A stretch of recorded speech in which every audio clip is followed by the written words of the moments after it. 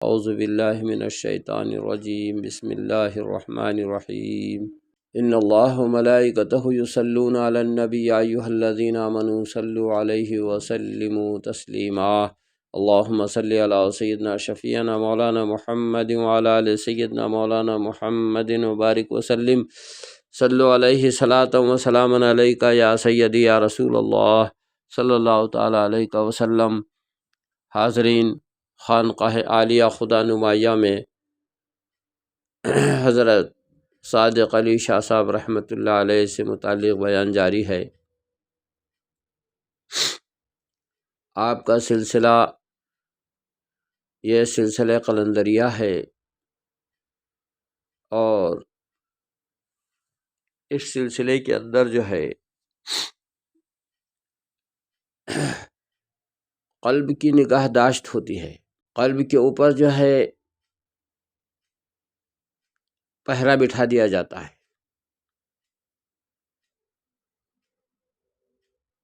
اور قلب پر جو پہرا جو بیٹھایا جاتا ہے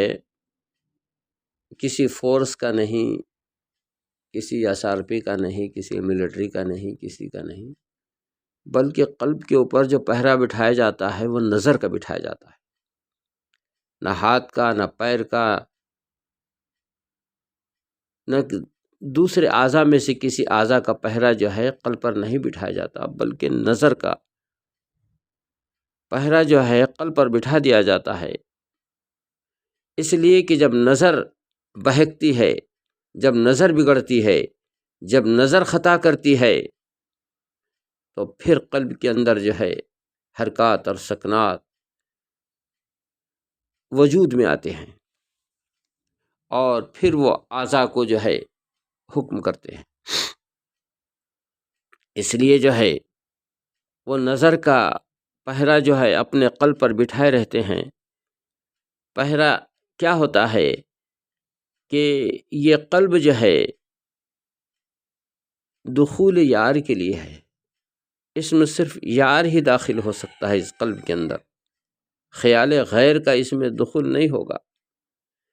تو خیال غیر کو روکنے کے لیے پہرا بٹھایا ہوا ہے، اور اس قلب کی نگاہ داشت ہو رہی ہے۔ اس کو جو ہے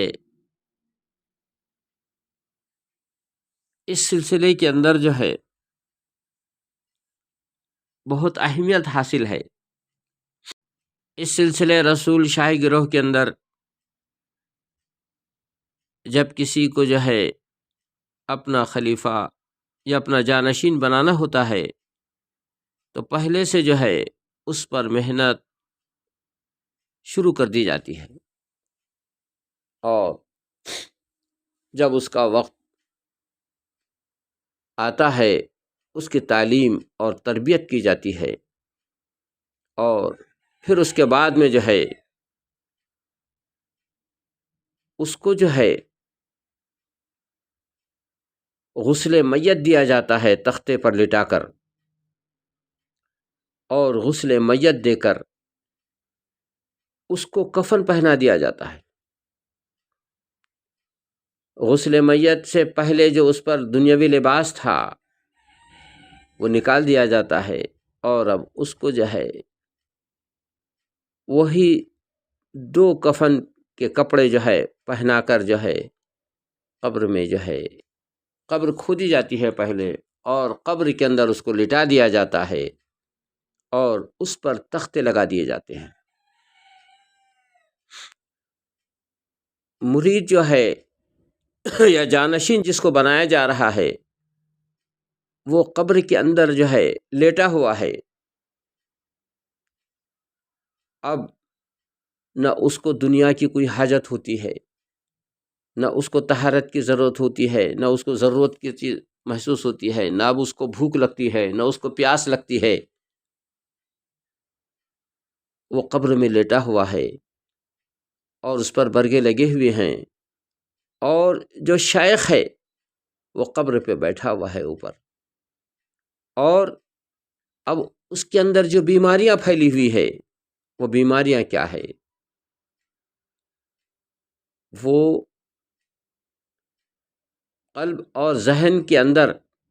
جو فتنہ ہے، فساد ہے، فتور ہے،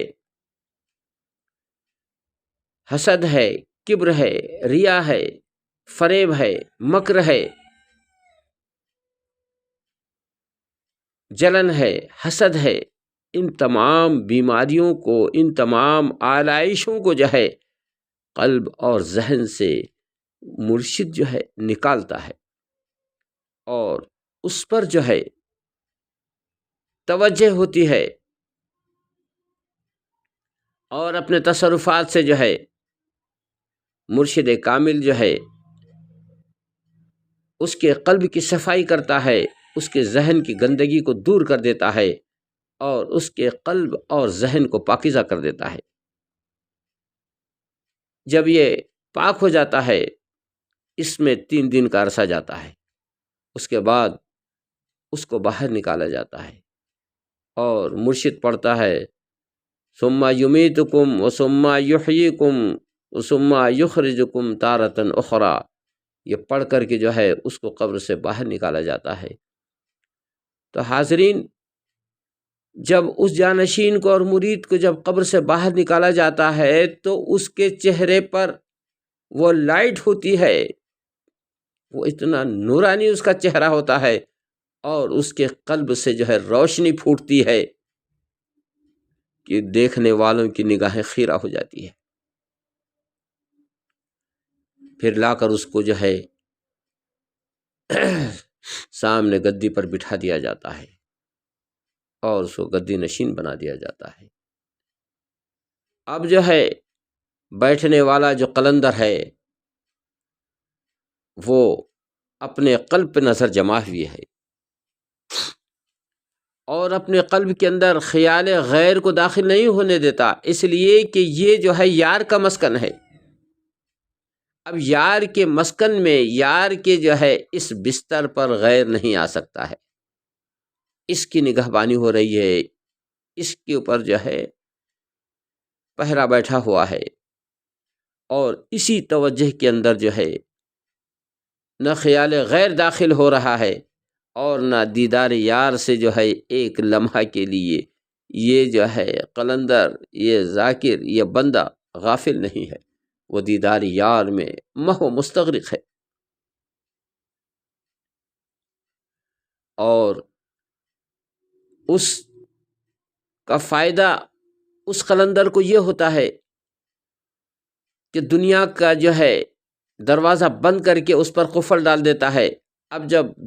دنیا کا دروازہ بند کر دیا اور قفل ڈال دیا تو اب خیال غیر اس میں نہیں داخل ہوتا، اب جو ہے وہ اپنے قلب پر جو ہے محنت کرتا ہے، نظر جمائے ہوئے،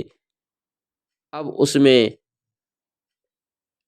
انوار الہی اور تجلیات اور برکات اور فیوز کا نزول ہوتا ہے، اور اس صاف اور ستھرے اور شفاف قلب کے اندر جو ہے جب یہ انوار اور فیوز اور برکات کا نزول ہوتا ہے تو اس کا قلب جو ہے روشن ہو جاتا ہے، اس کو روشن ضمیری حاصل ہو جاتی ہے، اور پھر جو ہے وہ اپنے قلب کے اندر جو ہے اپنے رب کا دیدار کرتا ہے۔ اصل دیدار جو ہے ماتھے کی آنکھوں سے نہیں ہوتا، ماتھے کی آنکھوں سے دیدار تو اہل دنیا کے لیے ہے، لیکن جو اہل اللہ ہیں وہ ماتھے کی آنکھ سے اللہ کو نہیں دیکھتے ہیں، بلکہ دل کی آنکھ سے دیکھتے ہیں، قلب کی نظر سے دیکھتے ہیں، جس کو قرآن نے بھی کلیئر کر دیا ہے، لا تعمل ابصار بل تعمل قلوب۔ یہ اہل دنیا، ان کے ماتھے کی آنکھیں اندھی نہیں ہوئی ہیں، بلکہ ان کے دل کی آنکھیں اندھی ہو چکی ہے، اس لیے جو ہے دیدار رب سے محروم ہے۔ تو یہی ہے اصل مرید اور مرشد کا مطلب، کہ بندے کے مرشد نے اپنے مرید کو یا اپنے جانشین کو جو ہے اس منزل پر لے جانا، اور اس کے علاوہ جو کچھ بھی ہے وہ سب خرافات ہے۔ تو اس سلسلے رسول شاہی گروہ کے اندر یہی محنت کی جاتی ہے۔ آج جو ہے جا کر دربار صادقی میں دیکھو تو 4 مرشدوں کی جو ہے فوٹو لگی ہوئی ہے، آج بھی اس فوٹو کے اوپر جو ان کے چہرے ہیں اس چہرے سے آپ نظر نہیں ملا سکتے. یعنی اتنی جو ہے ملاحت، اتنی نورانیت اور اتنے پرکیف وہ چہرے ہیں کہ بس کسی کہنے والے نے کہا کہ تیرے چہرے میں وہ جادو ہے کہ نظر ہٹانے سے نہیں ہٹتی. ان کے چہرے پر وہ کیف، وہ مستی، وہ سرور چھایا ہوا ہے، اور ان کے چہرے جو ہے روشن اور منور ہیں، اور انوار الہی اور فیوز اور کے برکات جو ان کے سینے پر اترتے ہیں اس سے ان کے چہرے ان کے جو ہے سینے چوڑے ہو چکے ہیں، مانند شیر کے نظر آتے ہیں. تو یہ ہے حضرت صادق علی شاہ صاحب رحمۃ اللہ علیہ کے سلسلے کا اصل معنی اور مفہوم اور اصل مقصد یہی ہے کہ وہ جو ہے اپنے جو ہے یار کے دیدار میں مست رہتے ہیں. عزیز اور دوستو، ان کو آزمانے کے لیے کئی علماء بھی آئے. حضرت عبداللہ شاہ صاحب رحمۃ اللہ علیہ جو محدث دکن ہے وہ بھی آئے تھے. ان کی سسرال جو ہے سات پھل ہے، تو سات پھل میں وہ اپنے سسرال میں آیا کرتے تھے. جب انہوں نے یہ سنا کہ یہاں پر ایک فقیر اور درویش بیٹھا ہے تو وہ بھی ملاقات کے لیے پہنچے. انشاءاللہ ہم اس پر اگلی گفتگو کل کریں گے. وآخر الدعوانا ان الحمدللہ رب